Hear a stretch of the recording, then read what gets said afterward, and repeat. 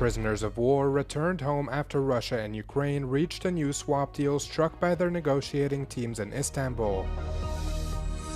EU leaders gathered in Brussels for a summit where they discussed the situation in Gaza, Russia's invasion of Ukraine, Kyiv's EU accession, and global trade. UK media, citing two officials, say early European assessment finds that Iran's uranium stockpiles remain intact following US strikes on their nuclear sites. Oil giant Shell has denied reports that it will acquire its UK rival company BP, saying no such talks have taken place. Can see these three holes. UK media say Tehran's stockpile of highly enriched uranium appears to be intact following US strikes on Iranian nuclear sites. The Financial Times reported the findings, citing European officials who were briefed on preliminary intelligence assessments. The officials noted that European capitals believe Iran's stockpile of almost 410 kilograms of uranium enriched close to weapons-grade levels were not destroyed in Washington strikes. Fordow is the most fortified of Iran's nuclear sites, lying in a mountain and buried close to 100 meters below ground, and is widely believed to be the main uranium storage facility. Early European intelligence suggests the uranium was moved out of Fordow prior to the U.S.'s attacks. White House Press Secretary Caroline Leavitt dismissed claims that uranium was transported from Fordow in a briefing on Thursday. Leavitt says the White House was watching closely and found no indications that any of the nuclear substance was moved.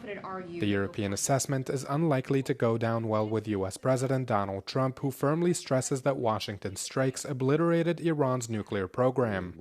Trump's claims are supported by Israel's National Nuclear Agency. However, the Pentagon's intelligence arm also detailed in their own report that damage appears to be minimal. Speaking in a televised address, Iran's supreme leader Ayatollah Ali Khamenei downplayed Trump's claims, saying his assessment is, quote, exaggerated. EU leaders have described the situation in Gaza as dire, deplorable, catastrophic, saying the number of civilian casualties and the levels of starvation is unacceptable.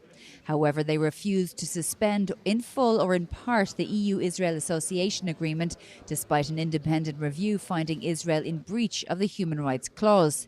During a summit in Brussels, EU leaders also called for Hamas to release all hostages immediately and for a ceasefire to ensue. On Israel, as you know, Israel is a friend,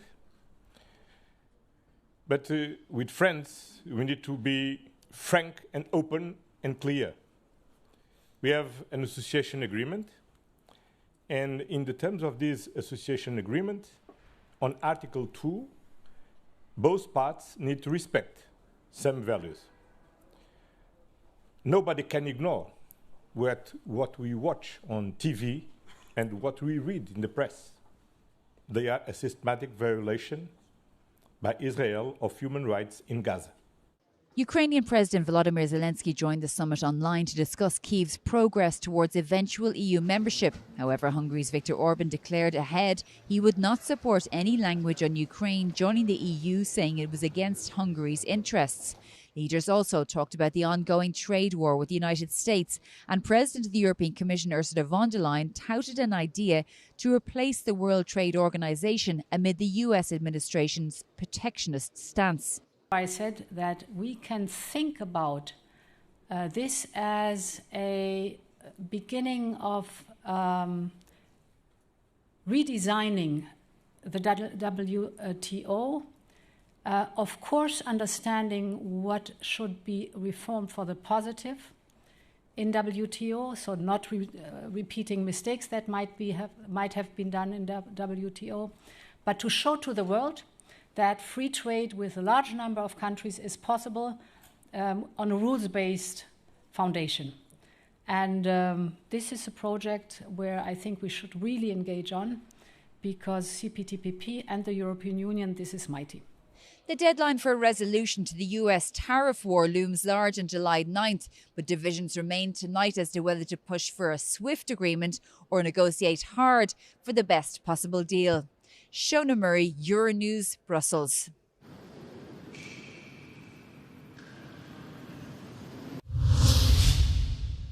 Authorities in the occupied West Bank say 3 Palestinians were shot dead after dozens of Israeli settlers attacked a Palestinian village close to Ramallah.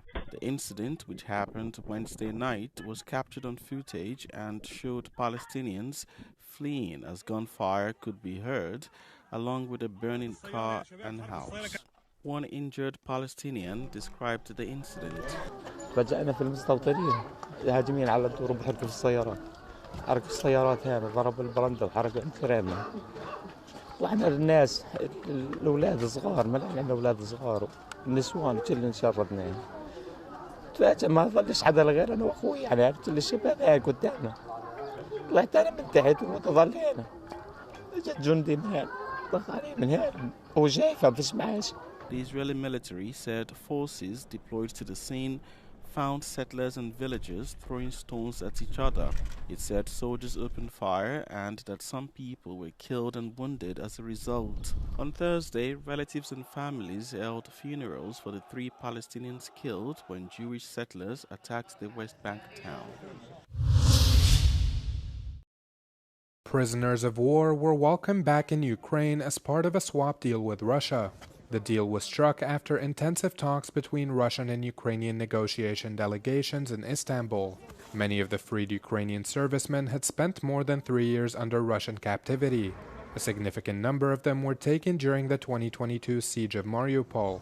Among those released were troops wounded or suffering from health issues and soldiers younger than 25 years of age. Russia's defense ministry also confirmed that their prisoners were returned safely. Russian soldiers were driven to Belarus before being flown back to an airport just outside Moscow. It's not clear how many prisoners were released in this round of exchange.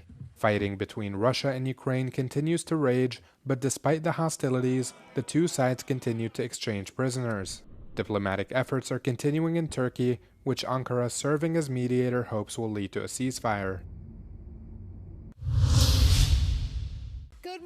Ukraine's EU ambassador is confident his country will eventually be able to overcome Hungarian resistance to its path to EU accession. Speaking to Euronews, he said it was important to concentrate on support. Zelensky was there. We are fighting to stop this war, first of all, and we are fighting for our European future. Ukraine is a candidate state, and we are ready to start accession talks as soon as there is a consensus. So we have 26 member states supporting, and I am sure we will be able to convince Hungary to get on board. And what is important. Chantsov also said that it is crucial to continue supporting Ukraine to keep Russia from invading other countries.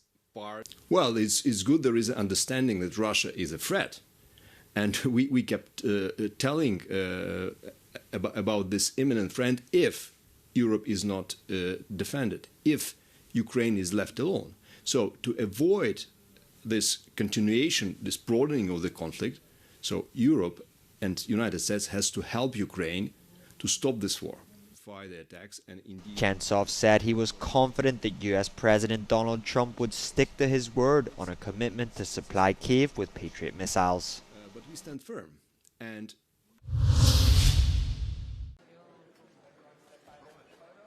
at a high-level pledging event in Brussels, the Gavi Vaccine Alliance rallied international donors to fund its next 5-year program. Contributions came from the EU and several European countries too, without, however, any support from the US. So far, Gavi has secured over 7.7 billion euros, less than its target, but with more pledges expected in the coming weeks. What's at stake is the life of millions and millions of children. And I think there is nothing more important in the world than the lives of millions of children. It makes a difference if they get immunization, if they get vaccines or not. Because if they don't get, they will die from perfectly preventable diseases through immunization. And so what we are asking the donors is to contribute to the next 5 years of Gavi. Gavi is a global health partnership launched in 2000 to improve vaccine access for children in the world's poorest nations.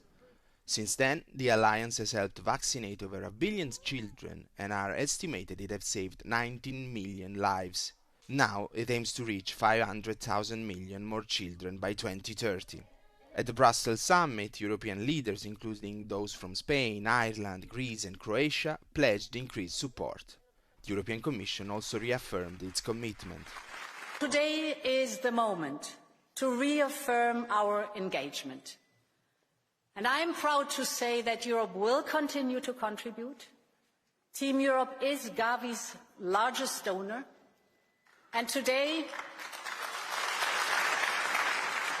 I am pleased to pledge 360 million euros to Gavi at this summit. Major donors also included the United Kingdom and the Bill and Melinda Gates Foundation, notably absent the United States.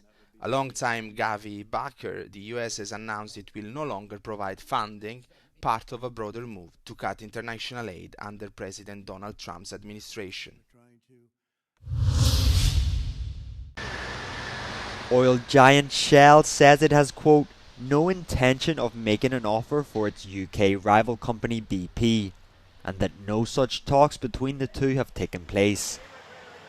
The firm was responding to a Wall Street Journal report that suggested there were discussions regarding a €70 billion takeover, which would create a massive energy group worth more than €235 billion.